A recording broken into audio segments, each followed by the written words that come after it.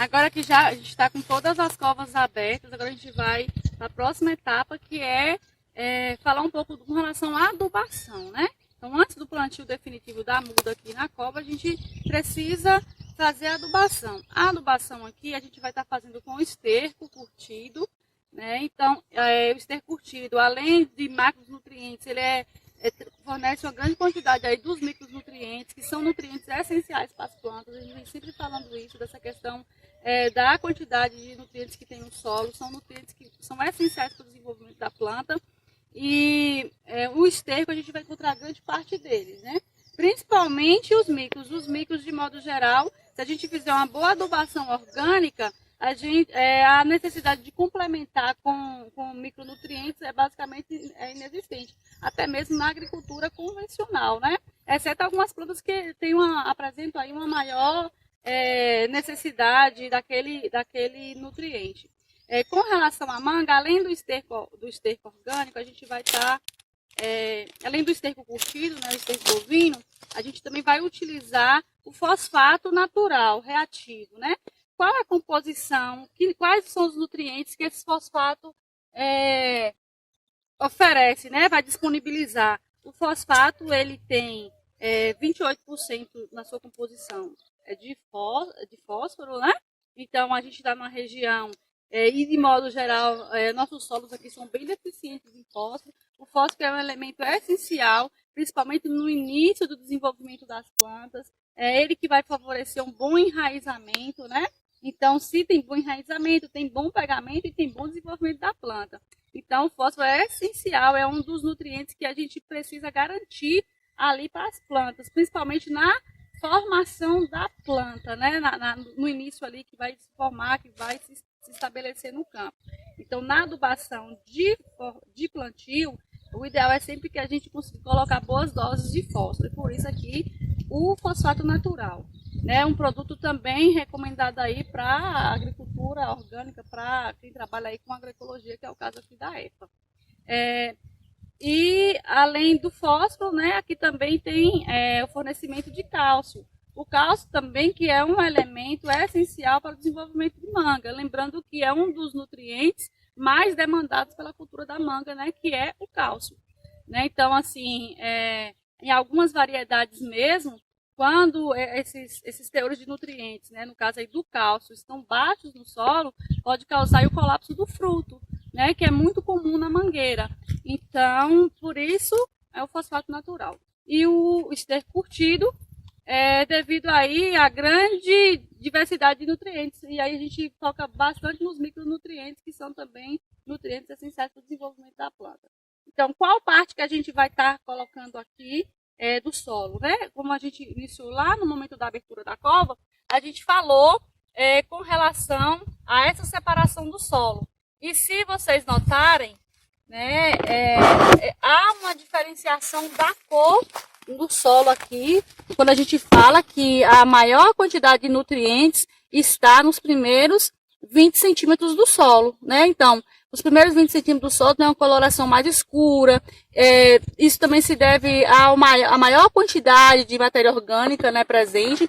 E quando a gente vai para o solo mais superficial, aí dos 15 centímetros para baixo, a gente já pega uma coloração diferente, né? Um solo está mais avermelhado e com menor presença de matéria orgânica. Então, o solo que a gente vai utilizar para adicionar, né, o esterco e o fosfato é o solo dos primeiros, né, 15 centímetros no nosso caso aqui. Mas pode separar aí também até os 20 primeiros. A gente optou por separar apenas os 15 primeiros centímetros. Isso. E aí é importante lembrar, Suzy, que a coloração está ligada exatamente à presença de matéria orgânica, né? Por si, só olhando a coloração, a gente já sabe que esse solo da parte superficial ele é mais rico, né? Porém, a gente ainda vai enriquecer mais ainda com a utilização do esterco curtido e do fosfato para garantir um maior desenvolvimento das nossas plantas, né? Para garantir que esse solo atenda a necessidade nutricional, no nosso caso aqui das mangueiras. Certo. Então, com relação à quantidade, eu costumo dizer sempre assim, ó, de modo geral, o ideal, principalmente quando a gente vai trabalhar com adubação mineral, inclusive com fosfato, saber a quantidade ideal que a gente tem que colocar, é sempre bom fazer análise de solo, né?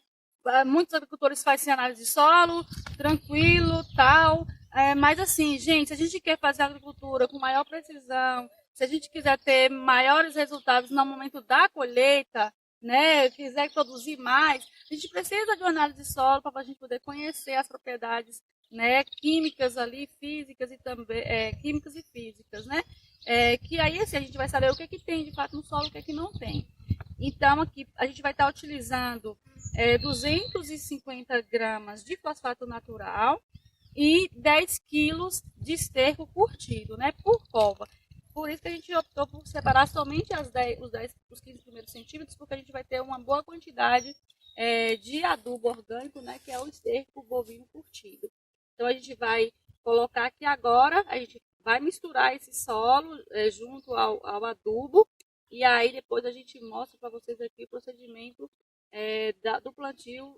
Então agora aqui a gente vai mostrar o passo a passo, né, para fazer a incorporação desse adubo aqui no solo. Então, primeiramente, a gente vai espalhar esse fosfato na parte que a gente separou para utilizar na cova novamente. Depois de fazer isso, a gente já pode colocar a nossa quantidade de esterco. Nesse caso aqui, a gente vai utilizar quanto, Suzy? 10 quilos. 10 quilos. Eu misturo, vou colocar. E aí eu preciso garantir agora que esse material aqui fique homogêneo. Então eu vou misturar para homogeneizar todo esse material. O esterco, a terra e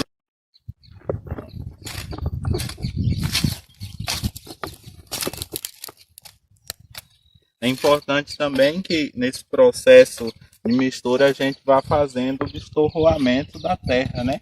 Para ter um solo com a menor quantidade de torrão possível.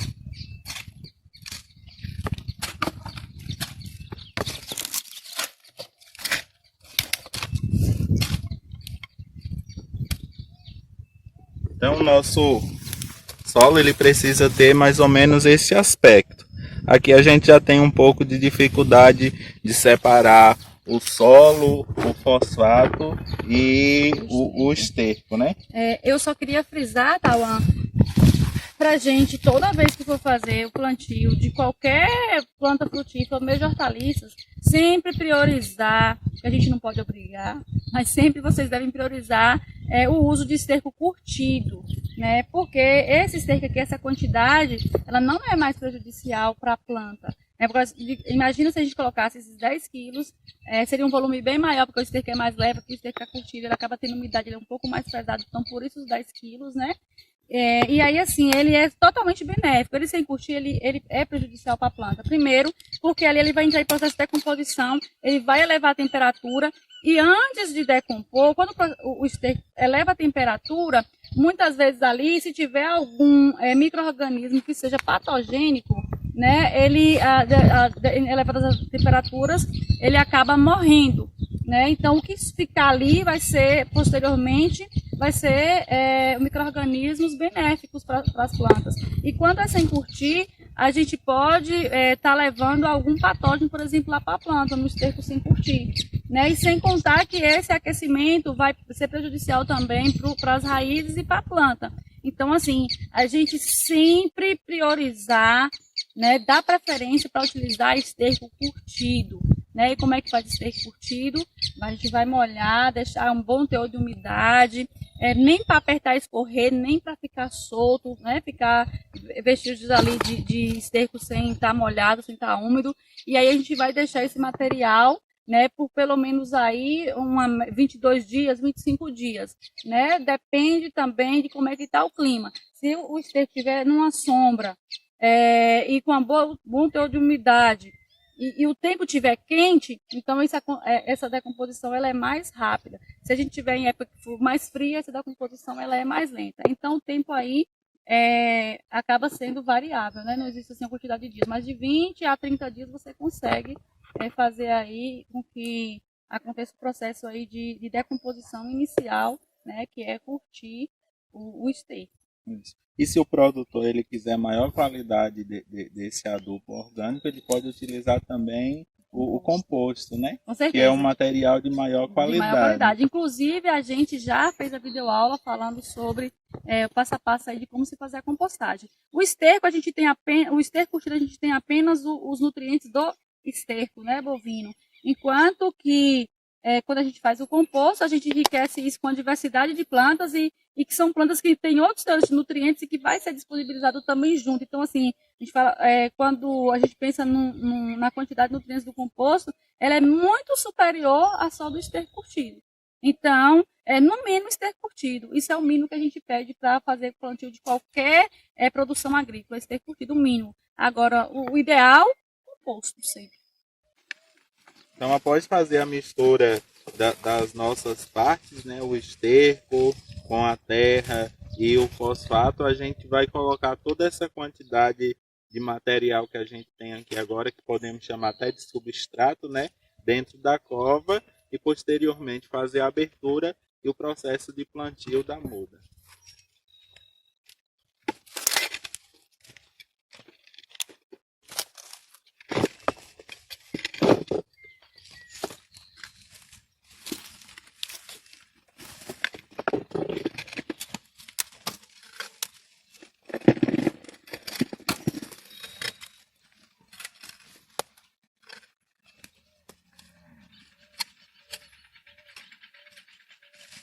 A gente pode observar aqui que a quantidade foi ideal, né, para poder fazer o enchimento aqui da cova. Pronto. Então, após ter colocado o nosso substrato na cova, a gente já precisa ter a nossa muda em mão, né? Vou aqui buscar. E aí a gente faz agora em si o processo de plantio, o processo de retirada do saquinho e colocada no solo. Com relação às mudas, né, essas mudas foram adquiridas em viveiros, né, elas não foram produzidas, no caso, especificamente dessas, não foram produzidas aqui pela EFA, né, essa variedade é a Palmer, né, então, assim, quando a gente vai falar em aquisição de muda de outros viveiros, é importante que a gente conheça bem assim, essa questão da procedência, né? Porque você pode estar adquirindo uma planta, muitas vezes não ser aquela variedade que você gostaria de ter, ou até mesmo com relação a essa questão da qualidade, né? Pode estar trazendo para a sua propriedade ali plantas que apresentem alguns problemas, por exemplo, de doenças, plantas que sejam susceptíveis a pragas. E aí, de repente, você tem outras variedades já lá no seu quintal, traz um material que não é de boa qualidade e pode estar trazendo um foco de doença ou até mesmo um foco de praga para a sua propriedade. Então, é importante saber e ter segurança e confiança, né, no local de onde você obtém essas mudas. Então, muitas vezes é comum você ver em várias cidades carros tal, vendendo, comercializando mudas. Então, assim, nem sempre essa aquisição é segura.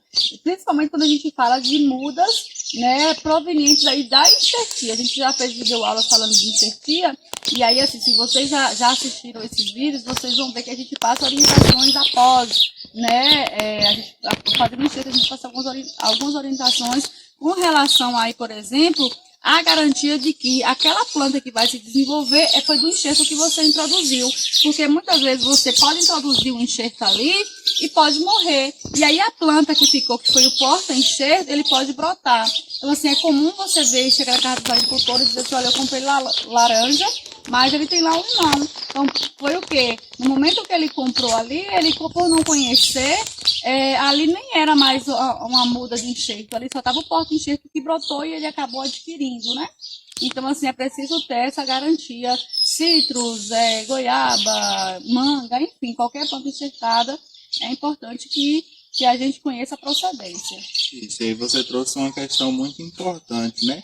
Que é sobre os brotos que a gente chama de ladrão, que nasce ali abaixo da enxertia. Que a maioria dos agricultores que eu conheço, quando brota, eles ficam com dó de retirar. Por quê? Porque quando vem a brotação, vem um galho muito bonito, muito vigoroso. E aí os agricultores ficam com dó, eu vou deixar. E aí, às vezes, o enxerto nem morre, mas ele não se desenvolve. E aí você vai ter frutos menores, frutos deformados, frutos de má qualidade, né?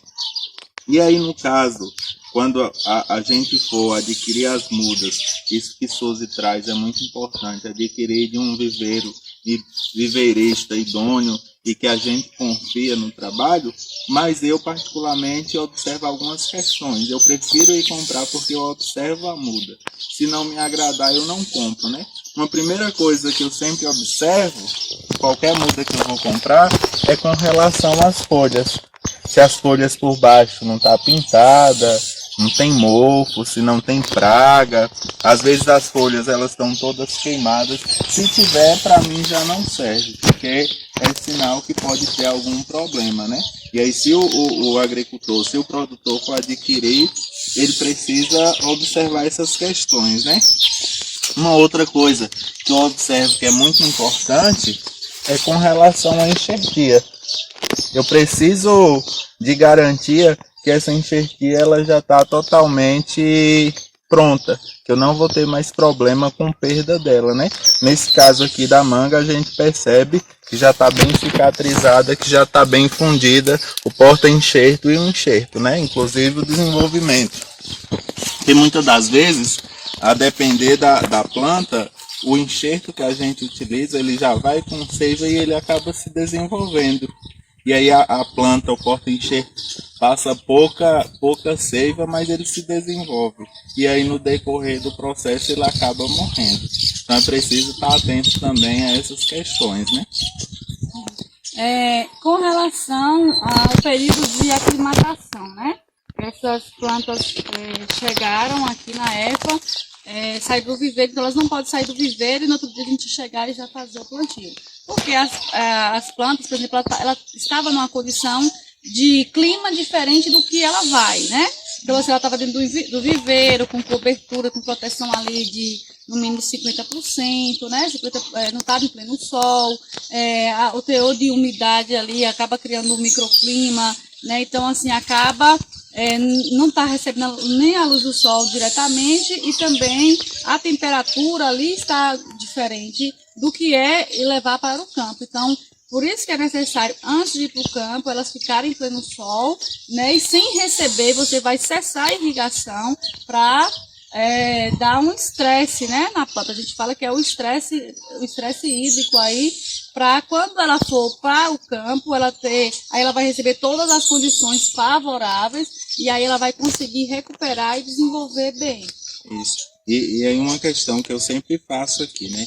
Quando eu faço a retirada da muda do viveiro, eu nunca coloco diretamente a pleno sol, porque isso é o correto, em pleno sol, só que às vezes queima a folha, que aí o produtor pode fazer esse processo passo gradual, a passo. Né? Então é uma outra orientação também, né? É aquilo que isso a gente aí fala. Eu prefiro, mas, por exemplo, nas literaturas fala pleno sol. Porque, na verdade, eu sempre falo isso nas minhas atividades com os agricultores. A agricultura não tem receita, né? Hoje tem a melhor orientação, amanhã não mais, deixa de ser. Por quê? Porque a agricultura, ela acontece todos os dias, e todos os dias se descobre uma prática nova, uma prática mais eficiente.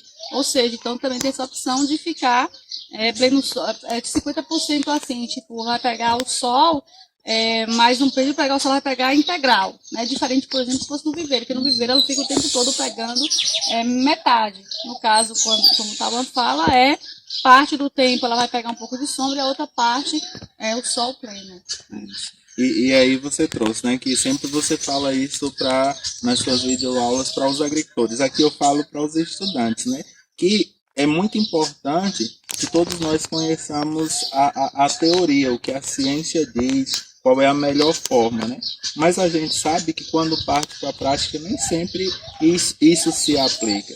Que é preciso o agricultor, o estudante, ter a capacidade de analisar o que a teoria diz e ter a capacidade de adaptar aquilo à realidade dele, né? Sem perder a qualidade do desenvolvimento da muda, a qualidade da planta, a qualidade do fruto, e que isso vai acabar chegando lá no produto final, na hora da comercialização, né? Oferecer o produto que o mercado quer, o produto que é desejado pelo consumidor. E aí, assim, com relação ao estresse hídrico, aí no caso esse você cessaria, né? Por completo, assim, por alguns dias. E aí, na verdade, a planta passa por um estresse e quando ela vai para campo, né? Então, como ela vai receber as condições adequadas, ideais, com relação aí, principalmente o retorno dessa umidade, né? Ali próximo às raízes, então ela vai começar, vem com força novas brotações, né? E aí assim, é meio que um instinto aí de sobrevivência, né? Receber as condições ideais, agora eu preciso resistir. Então você tem um melhor pegamento, diferente do que você já pegar do viveiro e já levar diretamente lá para o campo, né? Isso. E aí assim, quando ela passa por esse período de aclimatação, de adaptação ao sol, ao pleno sol, que a gente leva para o campo e coloca lá na cova, conforme a gente falou na aula anterior, é muito importante ter um adubo orgânico, né? Mais especificamente o esterco. Por quê? Porque o esterco ele vai liberando pequenas quantidades de nutrientes. E é isso que a planta precisa, porque ali a princípio ela não vai absorver uma grande quantidade quando a gente coloca na cova, né? Ela vai demorar um período para criar novas raízes e aí a partir dessas raízes ela retirar o nutriente que ela precisa para o desenvolvimento de copa e por aí vai. Okay. Então a gente vai pegar esse material agora e levar, né, para a área que já está com as copas lá preparadas para receberem as mudas, né? Então, temos aqui a nossa muda. Vou fazer a abertura novamente da cova agora. Então agora a gente só precisa abrir a quantidade que cabe o torrão da muda, né? Não precisa mais abrir os 30 centímetros de largura, de comprimento e de profundidade. Então, feito isso, vamos em si agora para o plantio, né? E aí é muito importante, na hora do plantio, ter cuidado, observar se o torrão da muda ele está íntegro, né? A gente percebe que ele está seco porque a planta ela passou por um período de aclimatação, então a gente suspendeu a água também e ela ficou pegando um sol mais intenso do que no viveiro, que é um ambiente protegido, um ambiente mais fresco, com umidade maior, né? E a gente pode utilizar um canivete para fazer isso, né? E aí, quando a gente parte, a gente observa aqui a grande quantidade de raízes, né, que essa muda já desenvolveu. Nesse caso aqui, a gente não tem tanta necessidade de fazer a retirada de parte das raízes. Às vezes a gente percebe que aqui embaixo, mais em contato com o fundo do saco, está tão fechado, a raiz está toda embolada e a gente percebe que tem algumas mais grossas. Se a gente perceber que tem, é necessário a gente fazer a poda dessas raízes para induzir a planta à formação de novo sistema de raiz, né? Então a gente percebe aqui que essa é uma muda boa, ó. A gente pega no torrão e ele não se desfaz, porque se ele se desfazer, a muda vai sofrer um pouco. Então, após a retirada do saquinho, só colocar no buraco, colocar a planta certa, e aí é necessário sempre apertar para evitar que fique bolsões de ar. Porque, às vezes a gente coloca a terra, fica bolsão de ar, e aí a muda ela não consegue se desenvolver tão bem porque não fica as raízes totalmente em contato com o solo, né? Então, feito isso, praticamente o nosso processo de plantio das mudas acabou, né? Aqui agora a gente vai fazer uma cobertura vegetal, uma cobertura seca, posteriormente instalar a irrigação. E aí, isso, reinstalar, né? E aí é importante aproveitar o resto de terra que a gente tirou, né? Mais do fundo da cova. E aí nós vamos montar uma bacia de captação, principalmente agora nesse período da chuva, né? Porque pode chover, passar enxurrada, e não ficar ali uma quantidade de água. Quando a gente faz essa bacia de captação, a gente garante uma maior infiltração da água da chuva, né? O que ia escorrer fica ali retido nessa bacia para a planta utilizar no desenvolvimento dela.